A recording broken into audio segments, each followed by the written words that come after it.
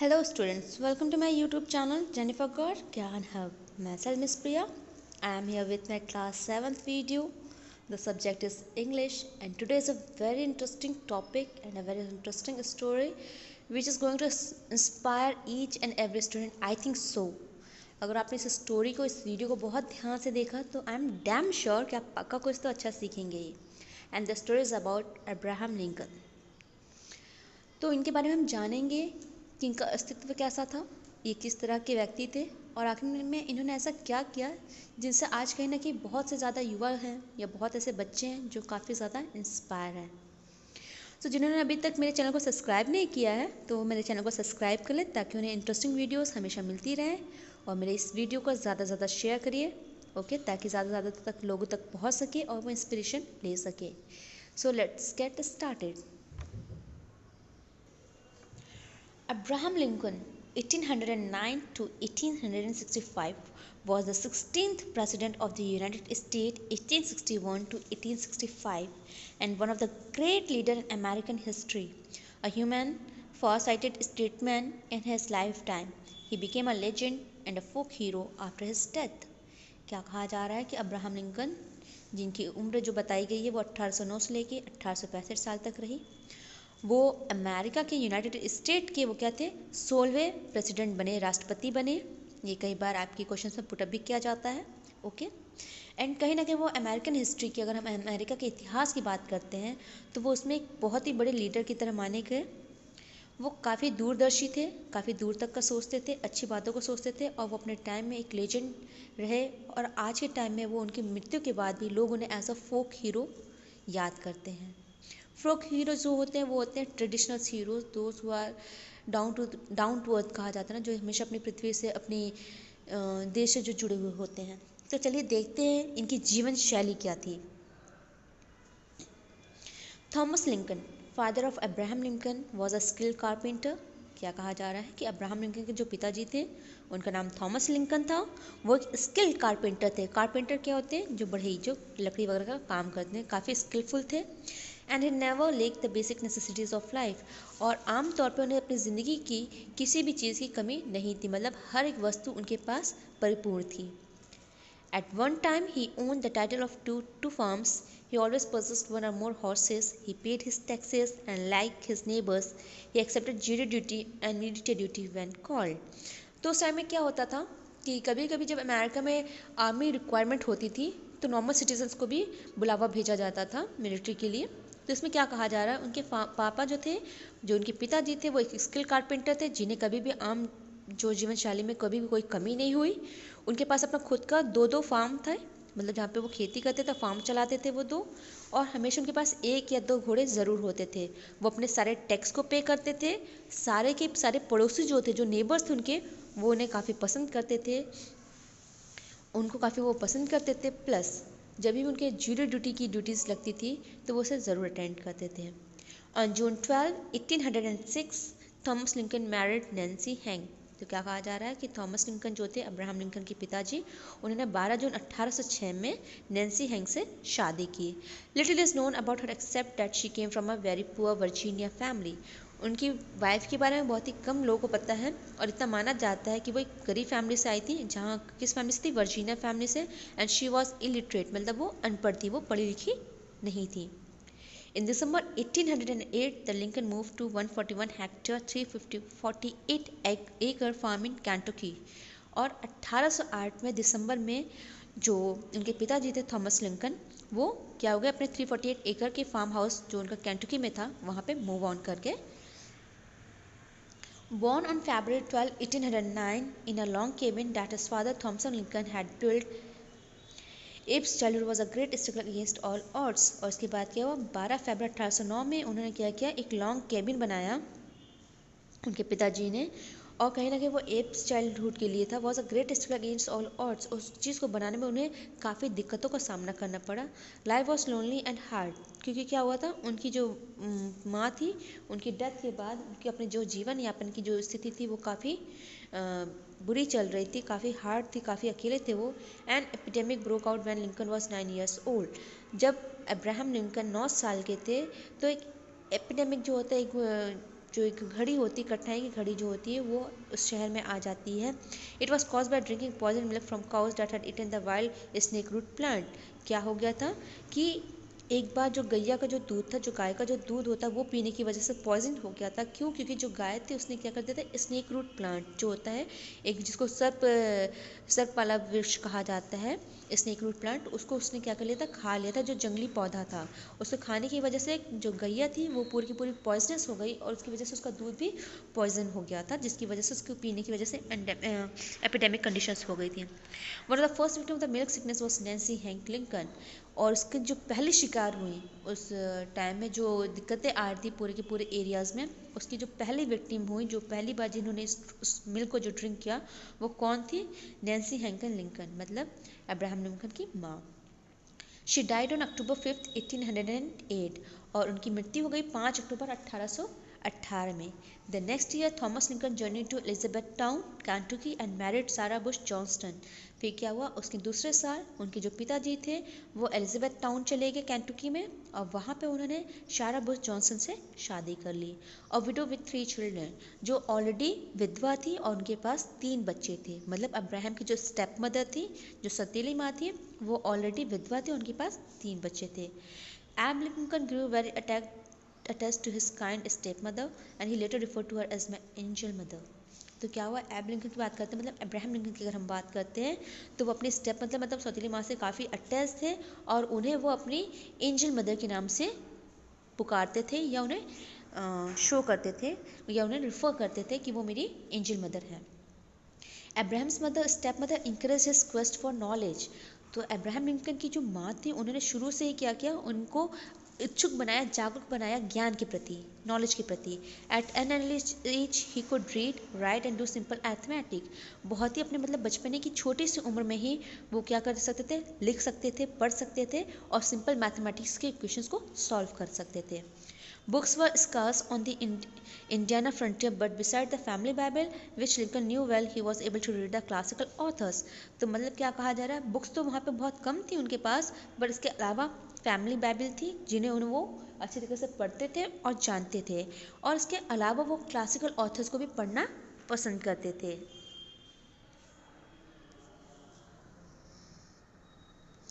यहाँ पे कुछ ऑथर्स के बारे में बताया जा रहा है, Aesop, John Bunyan and Daniel Defoe, as well as the life and the memorable actions of George Washington. This biography of George Washington made a lasting impression on Lincoln. तो किस बायोग्राफी, किसकी जीवन शैली ने अब्राहम लिंकन की life में एक नया मोड़ लेकर आया? वो थे जॉर्ज वॉशिंगटन की बायोग्राफी, और ये एक बहुत लंबा और एक अच्छा इंप्रेशन उनके ऊपर छोड़ के गए। And he made the idol of Washington and the founding fathers of the United State his own. और उन्होंने क्या कर लिया, वाशिंगटन को अपना आइडल मान लिया, एक ऐसा आइडल जिनको हम अपने दिमाग में रख के अपनी सक्सेस की तरफ, अपनी एम की तरफ हम आगे बढ़ते हैं। Lincoln evinced interest in the study of law and in 1836 he became a licensed attorney। और लिंकन को काफ़ी अच्छा खासा इंटरेस्ट था वकालत करने में, वकालत की पढ़ाई में, और 1836 में वो एक लाइसेंस मतलब जिनके पास अधिकार होता है केस वगैरह फाइट करने का, लॉयर बनने का, वो अटॉर्नी बन गए। The following year he became a junior partner in John T Stuart's law firm. और उसके आने वाले कुछ सालों में वो क्या हो गए, वो जूनियर पार्टनर मतलब एज असिस्टेंट वो जॉन टी स्टुअर्ट के संग लॉ फर्म में वर्क करने लगे and move from New Salem to Springfield. और उसके बाद वो क्या हो गए, न्यू सलेम से स्प्रिंगफील्ड को चले गए। Lincoln was extremely poor and he arrived in Springfield on a borrowed horse with all his belongings into 2 saddlebags। तो क्या कहा जा रहा है, उस समय की अगर बात की जाती है लिंकन की, तो वो काफ़ी गरीब हो चुके थे, और जब वो स्प्रिंगफील्ड गए थे तो उन्होंने जो घोड़ा लिया था, मतलब क्या हुआ, वो जो कंडीशन आई थी ना, उसकी वजह से उनके पिताजी की कंडीशन काफ़ी बुरी हो गई थी। तो वह जब स्प्रिंगफील्ड मूव ऑन किए तो उन्होंने घोड़ा भी क्या किया, उधार पे लिया, बोरो किया, और अपनी सारी बिलोंग्स जो 2 सैडल बैग्स क्या होता है, जो घोड़े के अगल बगल हम जो बांधते हैं, उस सैडल बैग्स को वो लेके निकल पड़े। A Springfield storekeeper Joshua Fry Speed, whom Lincoln later called my most intimate friend, gave Lincoln free lodging। तो आगे चल के स्टोरी में जिनको उन्होंने अपना मोस्ट इंटीमेट फ्रेंड कहा है, मतलब बहुत करीबी दोस्त कहा है, जिसका नाम था जोशुआ फ्राई स्पीड, उस टाइम जब वो पहली बार स्प्रिंगफील्ड आए थे तो उन्हें रुकने के लिए उन्होंने फ्री ऑफ कॉस्ट जगह दी। In the year 1858 Lincoln left the town of Springfield, Illinois, for Beardstown to defend William Duff Armstrong the son of an old friend who was no more. तो क्या हुआ, उन्होंने 1858 में जब स्प्रिंगफील्ड से चले गए, उन्होंने लेफ्ट कर दिया, छोड़ दिया Illinois for Beardstown to defend. वो कहाँ चले गए, ब्रेडस्टोन चले गए। किसे, क्योंकि वो एज अ लॉयर वर्क कर रहे थे। William Duff Armstrong the son of an old friend who was no more. William Duff Armstrong उनके एक बहुत पुराने दोस्त का बेटा था, जो दोस्त अब उनका जिंदा नहीं था। The entire case against Duff rested on the testimony of one man, Charles Allen. तो क्या कहा जा रहा है कि उस पूरी की पूरी केस की जो सुनवाई थी, जो टेस्टिमनी थी, वो किसके ऊपर डिपेंड थी, वो एक व्यक्ति के ऊपर डिपेंड थी, सिर्फ उसकी गवाही देना बाकी था, वो था Charles Allen. The eyewitness who testified on that examination that he had seen Armstrong strike Metzker in the eye with a slingshot. The prosecutor thought he had an airtight case. तो क्या कहा जा रहा है कि सिर्फ उस पूरे के पूरे स्लिंग शॉट से, जो कहते हैं ना गुलेल जो होते हैं जिससे हम लोग बंदे वगैरह मारते हैं, तो ये हुआ कि उसमें सिर्फ एक व्यक्ति की गवाही की ज़रूरत है जिसने अपनी आंखों से उस पूरे के पूरे इंसिडेंट को देखा था, ठीक है ना। और वो कौन था, चार्ल्स एलन था। The prosecutor thought he had an airtight case. और कहीं ना कहीं प्रोसिक्यूटर को लग रहा था कि ये एयर टाइट केस है, एक बहुत पेचीदा केस है। During Allen's testimony Lincoln said with his head thrown back, his steady gaze apparently fixed upon one spot on the blank ceiling, entirely oblivious to what was happening around him, and without a single variation of a feature or noticeable movement of any muscle of his face. Finally, Lincoln stood and began his cross-examination of Mr. Allen. तो क्या हुआ, जब Elon की testimony, मतलब जब उसकी गवाही चल रही थी, तो लिंकन बहुत आराम से पोस्टर में बैठे हुए थे, अपने सर को पीछे की तरफ करके, और वो हर एक चीज़ों को, जो सीलिंग, जो ब्लैंक सीलिंग चल रही थी, उसे बहुत गौर से उसके एक स्पॉट को देख रहे थे, जो पंखा जो ऊपर चल रहा था, और वो सब चीज़ों को एक बहुत ईज तरीके से सब चीज़ों को नोटिस कर रहे थे। और सडनली वो क्या होता है कि खड़े होते हैं और मिस्टर एलन से क्रॉस एग्जामिनेशन, मतलब पूछताछ के लिए वो स्टूड अप हो जाते हैं। तो देखते हैं कि क्या उनके बीच में कॉन्वर्सेशन क्या होता है। मिस्टर लिंकन बोलते हैं, answer me, did you actually see the fight? आप मुझे बताइए कि आपने सही में इस लड़ाई को देखा था? मिस्टर एलन, यस, हाँ। Mister Lincoln, and you stood very near to them? और आप एकदम पास में खड़े थे उनके? Mister Allen, no, it was 150 feet or more. तो उन्होंने कहा नहीं, तकरीबन 150 फीट की क्या होती दूरी थी। Mister Lincoln, in the open field, खुले हुए मैदान में आप खड़े थे उनके संग? Mister Allen, no, in the timber, नहीं, लकड़ियों की टहनियों के बीच में। टिम्बर मतलब क्या होता है, जहाँ पे लॉग्स वगैरह वुड की रखी जाती हैं। मिस्टर एलन, बीच टिम्बर। तो जब मिस्टर लिंकन पूछते किस तरह का टिम्बर था, तो उन्होंने बोला beech timber. Mister Lincoln, leaves on it are rather than in August और थिक इन अगस्त। तो क्या कि पत्तियाँ कैसी थी, अगस्त वाली पत्तियाँ थी, मतलब थिकर थी कि थिन थी? Mister Allen, it looks like it, मतलब हाँ बिल्कुल उसी की तरह थी। Mister Lincoln, what time did all this take place? Mister Lincoln पूछते हैं, आप क्या मुझे बता सकते हैं कि सारी घटना कब हुई? Mister Elon, 11 o'clock at night, रात में तकरीबन 11 बजे। Okay. Mister Lincoln, did you have a candle there? क्या आपके पास वहाँ पे मोमबत्ती थी? Mister Allen, no, what would I want a candle for? मुझे मोमबत्ती की क्या ज़रूरत है? Mister Lincoln, how could you see from a distance of 150 feet or more? तो फिर आप मुझे बताइए कि बिना मोमबत्ती के आप इतनी दूर, मतलब 150 फीट दूरी पे आप कैसे देख सकते हैं, वो भी बिना किसी मोमबत्ती के, और वो भी रात में, तकरीबन रात में 11 बजे। Mister Allen, the moon was shining real bright. तो वो कहता है कि जो चांद था वो बहुत तेज चमक रहा था। Mister Lincoln, full moon? कहते कि आप पूरा चांद था? तो मिस्टर लिंकन कहते यस, अ फुल मून, हाँ बिल्कुल। At this point in the trial, Lincoln withdrew a blue-covered almanac from his back pocket, opened it slowly to the astronomy table for the night in question, and placed it before the witness. Lincoln then continued with his cross-examination. तो क्या हुआ, जब उन्होंने बोला कि हाँ पूरी की पूरी, मतलब पूरी चंद्रमा की रात थी, तो क्या हुआ कि लिंकन ने अपने पीछे वाली पॉकेट से एक अलमानक निकाला। मतलब अलमानक क्या होता है, जिसमें सब चीज़ें मेंशन की रहती हैं, और उसको धीरे से उठा के एस्ट्रोनॉमी टेबल पर रख दिया, और फिर वो अपने कम्युनिकेशन को, अपने कॉन्वर्सेशन को आगे लेके जाते हैं, क्रॉस एग्जामिनेशन को। Mister Lincoln, tell us the truth, does that almanac say that on August 29 the moon was barely past the first quarter instead of being full? तो मिस्टर लिंकन पूछते हैं कि मुझे सच बताना कि इस अलमानक के द्वारा अगर हम चलते हैं, इस एस्ट्रोलॉजी के द्वारा अगर हम चलते हैं, तो मुझे बताइए कि 29 अगस्त को जो चांद था वो सिर्फ मतलब 1/4 था, या फिर पूरा चांद था? Mister Allen, no audible answer from the witness. तो मिस्टर एलन की तरफ से कोई भी जवाब नहीं आता है। Mr. Lincoln, it is not a fact that it was too dark to see anything from so far away, let alone 150 feet. Mr. Allen, no audible answer from the witness. तो क्या होता है कि मिस्टर लिंकन फिर से एक बार कहते हैं कि ये सही बात नहीं है कि कोई इतनी अंधेरे में इतनी दूर की चीज़ें देख सकता है, वो भी अकेले सिर्फ 150 फीट की दूरी पे।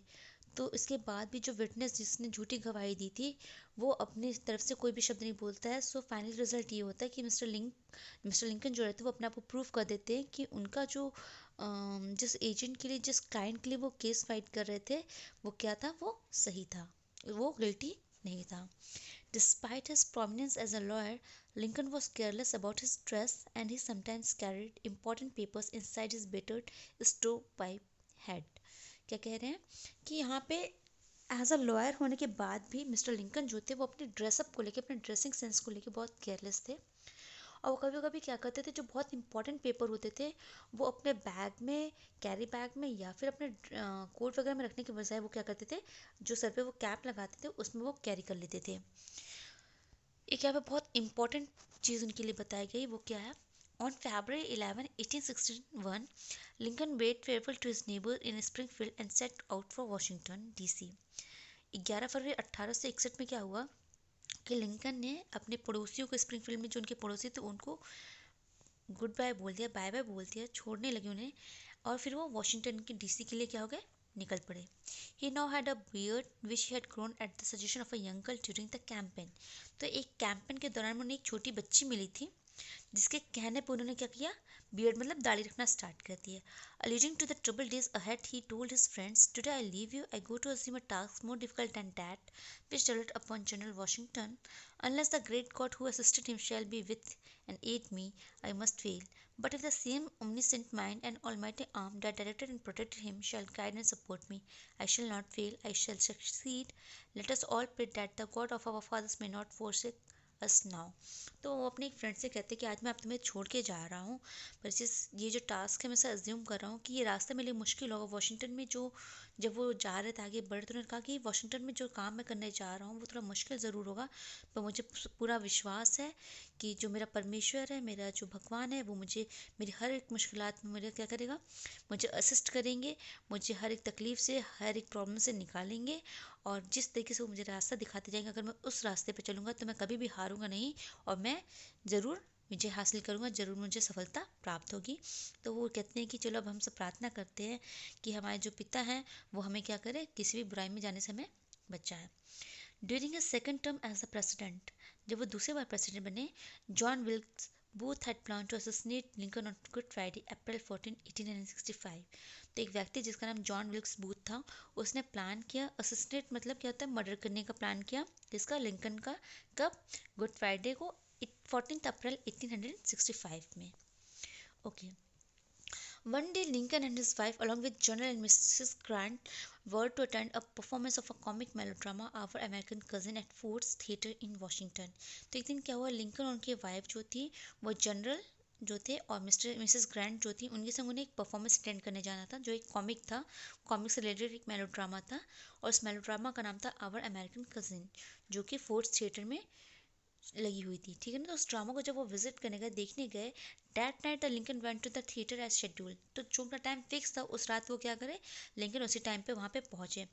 Booth made his way into the box when all attention was fixed on the stage, he put a pistol to Lincoln set and fired once. तो क्या हुआ कि जब लिंकन वहाँ पे पहुँचे तो बूथ भी उन्हीं के रास्ते पे चल पड़ा। और क्या हुआ, जब सारे लोग की नज़र स्टेज पे लगी हुई थी, जब सब लोग की जो वहाँ पे थे प्रेजेंट थे वो जब बिजी हो गए स्टेज पे की परफॉर्मेंस को देखने में, तो उसने क्या किया, उसने अपनी पिस्टल को बाहर निकाला और लिंकन के सर पे रख के एक बार फायर किया। Lincoln died on 15 April 1865 at 7:20 AM।